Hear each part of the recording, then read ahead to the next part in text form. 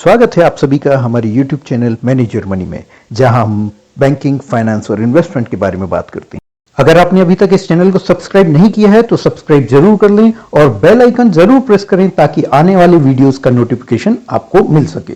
Technology के बढ़ते उपयोग के साथ साथ डिजिटल फ्रॉड्स भी बढ़ते ही जा रहे हैं। आजकल हम न्यूज़पेपर्स में आए दिन किसी न किसी डिजिटल फ्रॉड के बारे में पढ़ते रहते हैं। देश में डीमोनेटाइजेशन के बाद डिजिटलाइजेशन एकदम से काफ़ी बढ़ा और फिर उसके बाद कोविड आने पर डिजिटलाइजेशन को तो मानो पंख लग गए।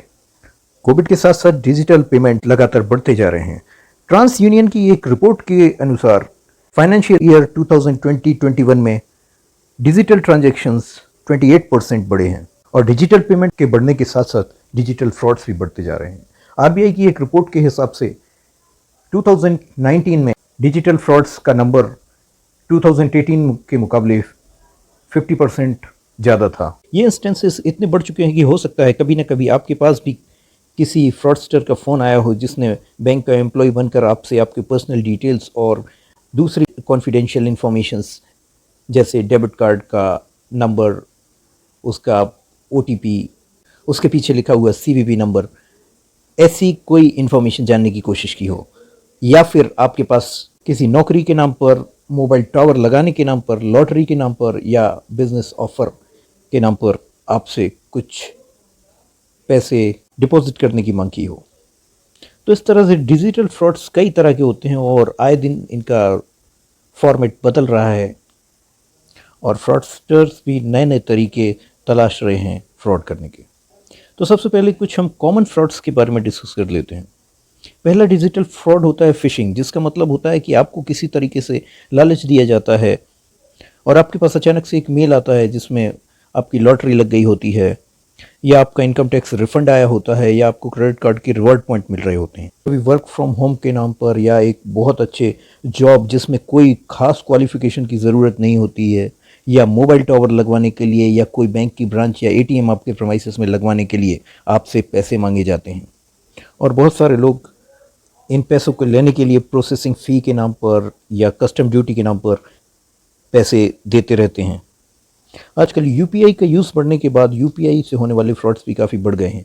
इसमें स्पेशली हम देखते हैं कि जब भी आप कोई एडवर्टीज़मेंट, आपका कोई सामान बेचने के लिए, मकान किराए से देने के लिए डालते हैं, तो कुछ फ्रॉडस्टर्स आपको फ़ोन करके, और UPI में चूँकि पेमेंट रिसीव करने का भी ऑप्शन होता है, तो वो आपको पेमेंट करने के नाम पर पेमेंट रिसीव करने वाला लिंक भेजते हैं और आपको बताया जाता है कि आपको पेमेंट किया जा रहा है, इतना अमाउंट डालना होता है, और उसकी जगह वो पेमेंट खुद रिसीव कर लेते हैं। कभी कभी जब आप किसी कंपनी का कस्टमर केयर नंबर ढूंढ रहे होते हैं तो गूगल पर सर्च करने पर आपको कस्टमर केयर नंबर मिलता है जो कि कंपनी का नहीं होता है, और कस्टमर केयर नंबर पर फ़ोन करने पर आपकी बात किसी फ्रॉडस्टर से हो रही होती है जो आपसे कुछ इन्फॉर्मेशन लेता है या आपको कोई हाइपर लिंक भेजता है, और जिसमें क्लिक करने के बाद आपका फ़ोन उसके कंट्रोल में होता है और आपका अकाउंट से ट्रांजैक्शन हो जाते हैं। या वो आपको कोई ऐसी ऐप जैसे एनीडेस्क या कोई और इसी तरह की ऐप आपके मोबाइल पर इंस्टॉल करने को बोलता है, जिससे आपके मोबाइल का कंट्रोल उसके पास होता है और फाइनेंशियल ट्रांजैक्शन कर लेता है। इसके अलावा ATM से जुड़े हुए भी कई तरह के फ्रॉड्स होते हैं। जैसे कभी कभी आप किसी ATM में जाते हैं और आप कोई अमाउंट विड्रॉ करते हैं, लेकिन आपका विड्रॉल नहीं होता है और आपके पैसे डिडक्ट हो जाते हैं। या ATM में कोई चिप या स्किमिंग मशीन फिट करने के बाद आपका कार्ड को क्लोन कर लिया जाता है और उसके बाद उसमें ट्रांजैक्शन किए जाते हैं। अगर आप कभी किसी इंटरनेशनल साइट पर कोई मेंबरशिप लेने के लिए या कोई परचेजिंग करने के लिए लॉगिन करते हैं, तो चूंकि इंटरनेशनल साइट्स पर OTP का कॉन्सेप्ट लागू नहीं होता है और आप अपनी कॉन्फिडेंशियल इन्फॉर्मेशन डालते हैं, तो भी आपके साथ फ्रॉड हो सकता है। ये तो कुछ ऐसे डिजिटल फ्रॉड्स थे जो हमने आम लोगों के साथ होते हुए देखे हैं, लेकिन बहुत सारे फ्रॉड्स ऐसे हैं जो बैंक्स के साथ भी हो सकते हैं। अभी रिसेंट में कुछ गैंग्स बैंक ATM में जैसे ही पैसा डिस्पेंस होने के लिए ट्रे में आता है, वैसे ही ये लोग पावर ऑफ करके उस ट्रांजैक्शन को रिकॉर्ड होने से रोक देते हैं, और फिर ट्रांजैक्शन पूरा ना होने या पैसा ना मिलने की शिकायत बैंक में लगाकर बैंक से क्लेम ले लेते हैं। डिजिटल फ्रॉड करने वाले लोग आजकल धीरे धीरे काफ़ी ऑर्गेनाइज होते जा रहे हैं, और कभी कभी तो इनका एक पूरा ऑर्गेनाइजेशन काम करता है जो कि एक पूरा का पूरा फोर्ज्ड नेटवर्क खड़ा करके आपस में डिजिटल ट्रांजैक्शन करते हैं और बाद में उन ट्रांजैक्शन को डिस्प्यूटेड बताते हैं।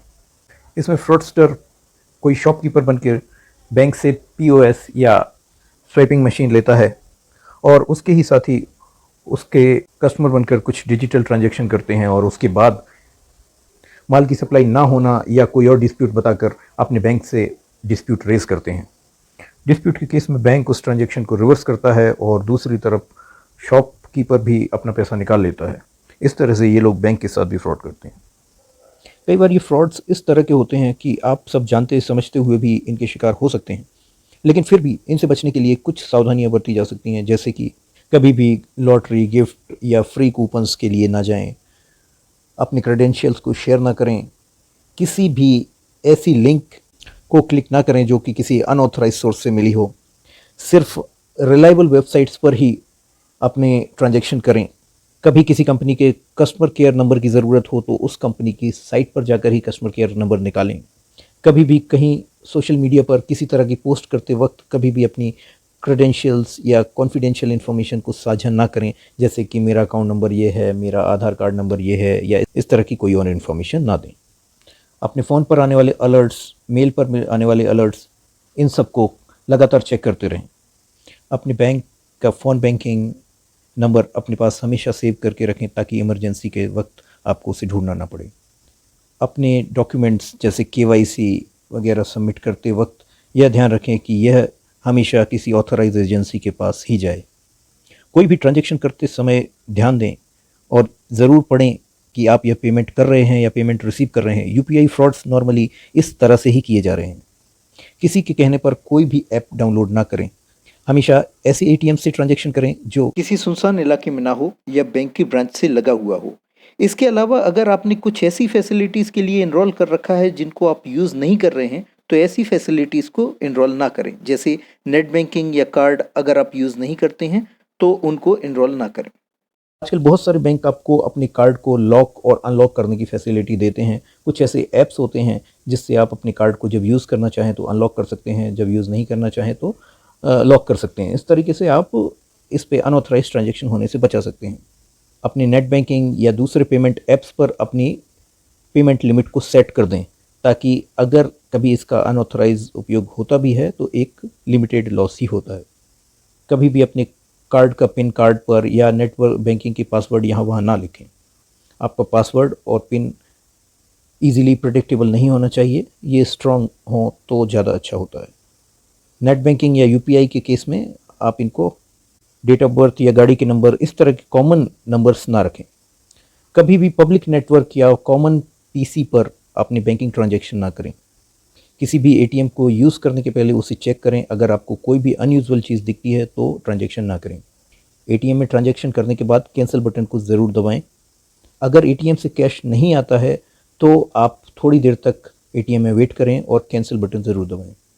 अगर एटीएम में विड्रॉल करने पर आपका अमाउंट डिडक्ट हो जाता है लेकिन आपको कैश नहीं मिलता है तो इमीडिएटली इसको डिस्प्यूट ज़रूर रेज करें। हो सकता है यह अमाउंट आपको 1 या 2 दिन में रिवर्स हो जाए, लेकिन फिर भी बैंक के पास शिकायत ज़रूर दर्ज करें। अगर हम इन सब बातों का ध्यान रखते हैं तो काफ़ी हद तक हम डिजिटल फ्रॉड्स को होने से रोक सकते हैं। तो अभी तक हमने जाना कि डिजिटल फ्रॉड्स क्या होते हैं और किस तरीके से हम कुछ बातों का ध्यान रख के इनको रोक सकते हैं। इसके बाद हम अगले वीडियो में जानेंगे कि अगर इसके बावजूद आपके साथ कोई डिजिटल फ्रॉड हो जाता है तो आपको क्या करना होता है और साथ ही आरबीआई ने किस तरह के रूल्स बनाए हैं, इसके अंदर आपको क्या प्रोटेक्शन अवेलेबल है।